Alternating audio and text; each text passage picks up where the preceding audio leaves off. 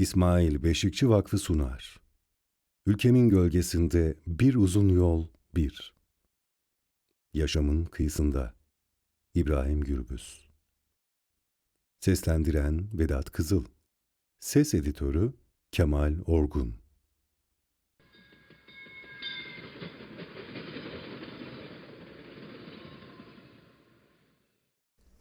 13. Bölüm. Mutluluk. Mutluluk.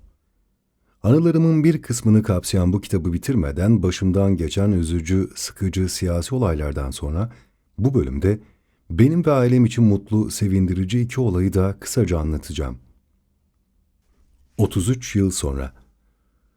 33 yıl önce cezaevindeydim. Aynur'la genellikle mektuplaşıyordum. Aynur İstanbul'da yaşıyordu. Ayda bazen bir, bazen de iki kez 5'er dakikalık cezaevi görüşü için Ankara'ya geliyordu. 5 dakikalık görüşlerde ne konuşulabilirdi ki? Sadece birbirimizi görüyor ve kısaca davamızın gelişim seyriyle ilgili birkaç söz söyleyebiliyorduk. Görüşmemiz bu kısa konuşmadan sonra bitiyordu. Tahliye olduktan sonra ekonomi mücadelesi ve kültür kurumlaşması uğraşı süreci içinde doğan oğlum Agit Botan üniversiteyi bitirdi. Zamanın nasıl geçtiğini anlayamadık. 30 Ağustos 2014 tarihinde oğlum Agit Botan ve kızımız Dilan Kaya'nın düğününü yaptık.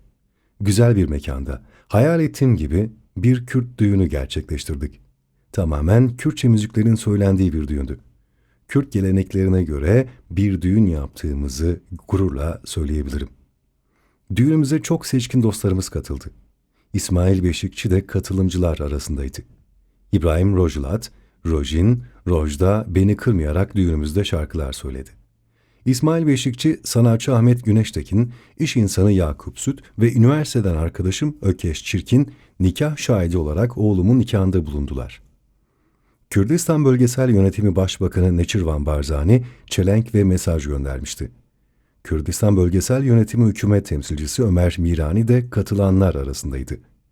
Oğlum Agit Botan'ın düğününde nikah töreninden sonra yaptığım konuşmada, ben ve eşim Aynur Hanım'ın 33 yıl önce Mamak askeri cezaevinde nikahımız kıyıldı. Ne düğünümüz oldu ne de normal koşullarda nikahımız kıyıldı. Oğlumun bu düğün ve nikahını aynı zamanda bizim nikahımız ve düğünümüz olarak ilan ediyorum. Bunun böyle kabul edilmesini istiyorum dedim. Bu konuşmanın salonda coşkuyla alkışlandığını hatırlıyorum. Bir an sanki bir film setindeymişim duygusunu yaşadım. İrkildim. Ölümle burun buruna gelenler deneyimlerini anlatırken bir anda tüm yaşamlarının bir film şeridi gibi gözlerinin önünden geçtiğini söylerler. Yas değildi. Oğlumuzun düğünüydü. Mutlu anımda bile neden ruhumun derinliklerinde bir sızı ve burukluk vardı? Tire'de kuyruklu Kürt diye alay edilen, öğretmeni tarafından öldüresiye dövülen, ekmek parası için her işte çalışan, yarı aç, yarı tok üniversiteyi okurken, kendi kimliğinin farkına varan, hücrede kalan, işkence gören, özgürlük için mücadele ederken, öz halasının oğlu tarafından ölümle burun buruna gelen, işten atılan, tehdit ve sürgün edilen, kontraların cirit attığı yıllarda 7 yıl kaçak yaşayan, öldürülmek için kaçırılan ve kıl payı kurtulan, yüksek ulusal bilinçle kültür ve sanat kurumlarıyla yeniden hayat bulan, umut ederken yeniden umudunu yitiren, zaman zaman dışlanan, taşlanan, zaman zaman kucaklanan bendim. Ben polisim diyen biri karşısında korkudan moraran, çocuk aklıyla Hollanda'da olmadığımızı bilip de susacak kadar gözlemci oğlum Agit Botan'ın düğünüydü. Ve neden özel anlarda pürüzsüz mutluluk duyamıyor ruhlarımız? Oğullarının, kızlarının düğünlerini göremeyen anaları, babaları düşündüğümde içimi mahcubiyetle karışık bir suçluluk duygusu kapladı. Gözlerim yaşardı. Belki sevinç, belki de ruhumun derinliklerindeki birikmiş acıydı. Bunca çektiğim acıların yanında biliyorum ki acıların katmerlisini yaşayanlar var. Benim yaşadıklarım onların yaşadıklarının yanında hafif kalabilir belki. Polis kontrolünde protez dişimin fırlamasını, suikastten kurtulmamı, halamın oğlunun tetiğe basamamasını anlamakta zorlanıyorum. Kulağımı çok sevdiğim şarkılar doldururken ben geçmişin kayığında sallanır gibiydim. Geçmiş, şimdi ve gelecek.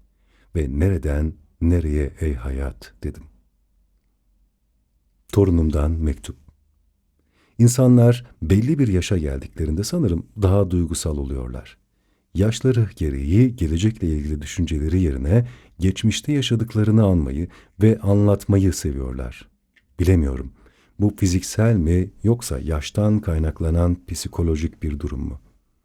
Kişisel olarak geçmişimle ilgili değerlendirmeleri her zaman yaparım.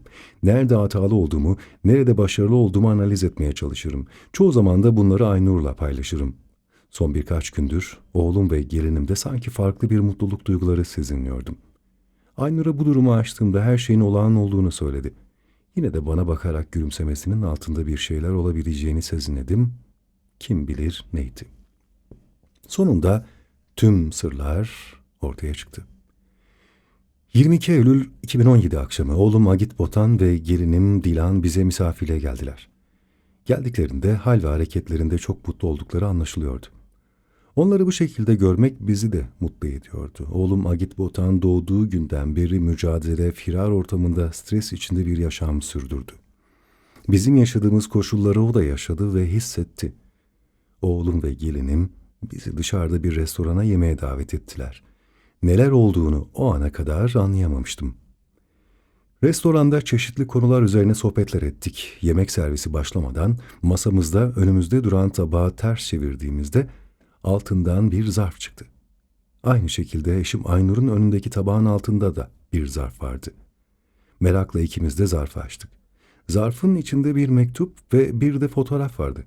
Hızla ve heyecanla mektubu okudum. Heyecandan kalbim duracak gibi çarpıyordu. Mektup doğacak torunumdan gelmişti. Mektupta, "Merhaba dedeciğim, bu benim ilk fotoğrafım.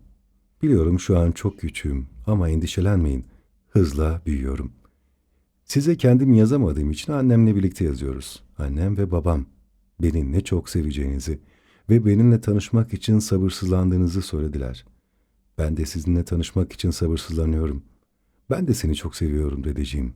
Torunun," yazıyordu. Mektubu okuduktan sonra sevinçten adeta uçuyordum. Çok mutlu olmuştuk.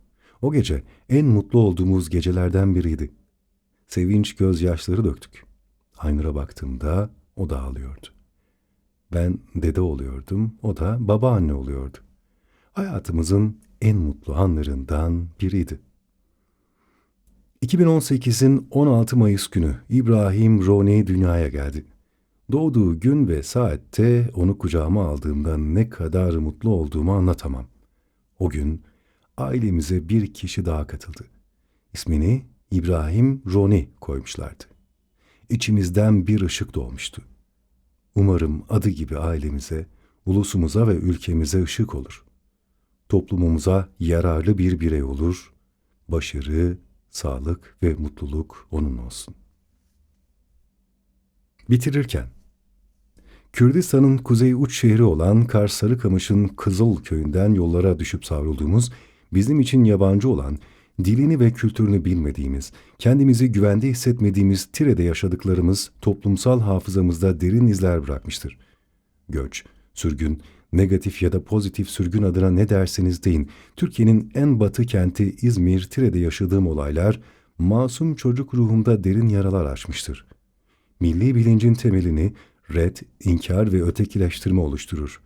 Tire sokaklarında kuyruklu Kürt, Kürt, parmağını dürt gibi hakaretler, dayak ve linç olayları bana farklılığımı anımsatıp aidiyet duygumu oluşturdu.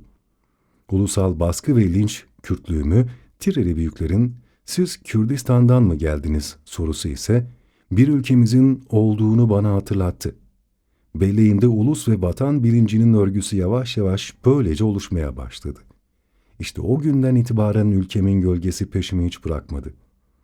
"Siz Kürdistan'dan mı geldiniz?" sorusu beni bölgenin kasap kuşları tarafından tutsak edilmiş ülkeme götürdü. Tutsak ülke bilinci bir gölge gibi hiç peşimi bırakmadı.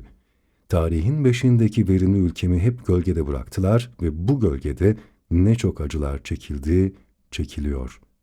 Gölgem Kürdistan'dı. Düşlerimde, rüyalarımda ve nereye gittiysem o benimleydi. İlkokulda benimleydi, ortaokulda Türkçe öğretmenimin işkence edercesine dövdüğünde benimleydi. Lisede edebiyat öğretmenim Hamdullah Köseoğlu'nun gelmesiyle ülkemin gölgesindeki gerçeği daha yoğun hissettim.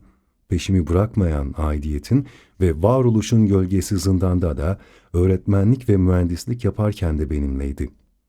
Hayatın her alanında ülkemi gölgede bırakan tiranlara ve sömürgecilere set çekmenin biricik yolunun, ulusal bilinçle, kültürel değerleri ve tarih bilincine sıkıca sarılmanın önemini vurgulamak için, özellikle ana dil ve ulusal bilinci yeşertmek için bu kitabı yazma gereği duydum. Üniversite yıllarında solun yanılmasından kurtulduktan sonra ülkemin gölgesinde uzun bir yolun olduğunu bilerek yürüyüşe koyuldum. Bu uzun yol meşakkatliydi. Tuzaklarla doluydu. Baskı, göç, sürgün, zulüm, tehdit, pusu ve ölümle örülmüştü. Bu yolun tüm zorluklarına rağmen yürümeye ve kasap kuşların kilerlerinde tutsak edilmiş ve gölgede kalmış, gölgede bırakılmış ülkeme bir demet gün ışığı sunmak için bu uğurda savaşmış milyonlarca Kürdün emeğine emek katmak istedim.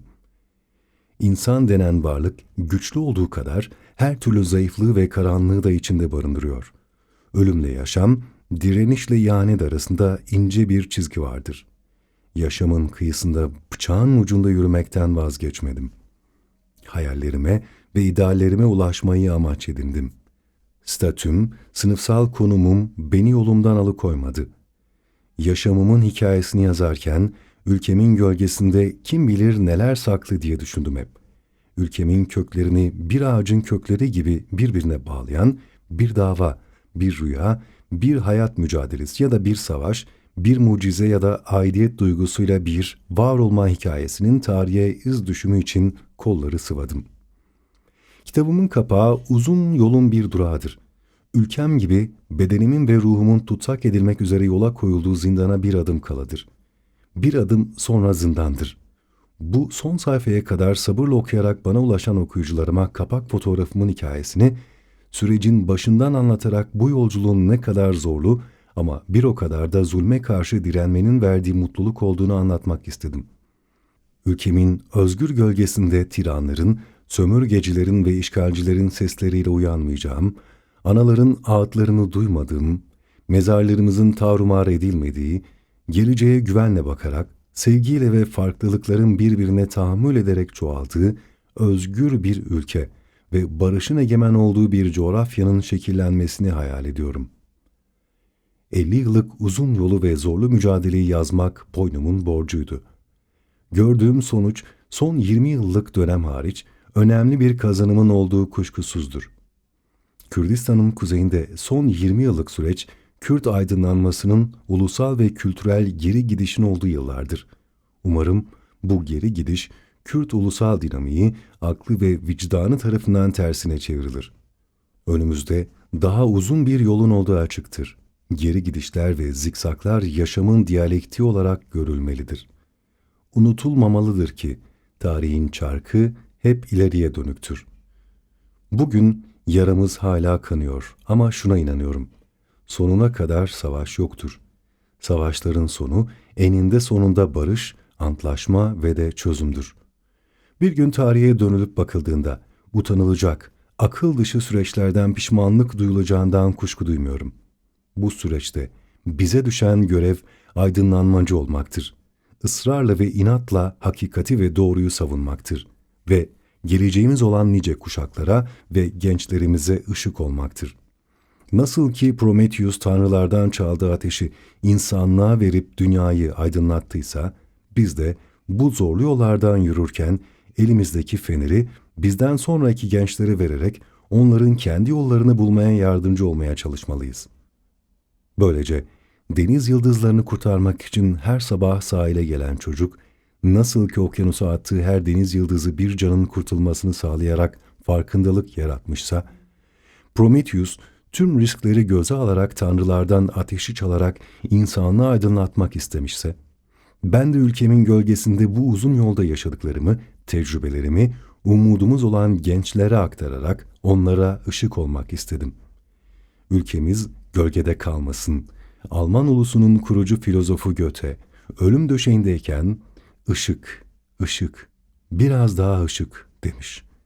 Bize de ışık ve ışık, daha çok ışık gerekiyor. O ışığı bulan yüzlerce, binlerce genç bu ışık sayesinde özgür ve bağımsız bir ülkeyi yapılandırabilirler. Ancak o ışıkla donanan gençler tutsak edilmiş ülkemin özgürleşmesinin teminatı olabilirler. Tek umudum o ışıklı gençlerdi.